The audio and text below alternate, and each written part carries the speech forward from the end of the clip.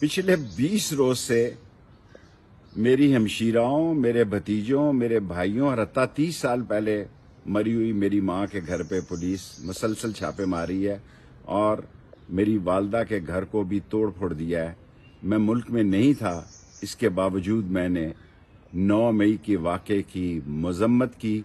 और मैं पाक फ़ौज को अजीम समझता हूँ और पाक फ़ौज को पाकिस्तान का मुहाफ़िज़ समझता हूँ, लेकिन मैं बुज़दिल नहीं हूँ। मैं दोस्ती और दुश्मनी कब्र की दीवार तक निभाऊंगा। 3 आदमियों को एंगेज किया गया है मुझे ख़त्म करने के लिए। मैं कौम को बताना चाहता हूं कि मैं अपने दिफा का हक रखता हूं और मैंने पाकिस्तान की हकीकी हुकूमत के ज़िम्मेदारान को लिख दिया है कि ज़्यादती की एक हद होती है और ये ज़्यादती इंतकाम की उस जगह मौजूदा पीडीएम के लोग लेकर जा रहे हैं और जो ये फसल बो रहे हैं जो बिल आखिर इन्हें काटनी है, मैं समझता हूँ इंतहाई काबिल अफसोस है।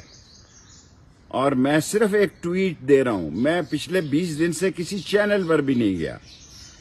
और अगर मेरे ट्विटर से आप इतने खौफजदा हैं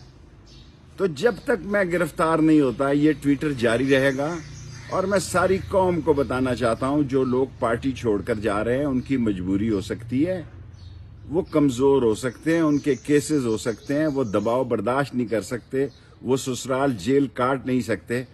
लेकिन मैं इस बात पे ख़त्म करना चाहता हूं कि मौत मेरी महबूबा है, हथकड़ी मेरा जेवर है, जेल मेरा ससुराल है। और जब तक इमरान खान ये लड़ाई लड़ रहा है उसके साथ खड़ा हूं। जब वो इक़्तिदार में होगा मुझ पर कोई जिम्मेदारी नहीं कि मेरा किरदार क्या होगा, क्योंकि मैं सच का, हक का और काला काला रसूल अल्लाह का झंडा बुलंद रखूंगा, बेशक मेरी जान चली जाए।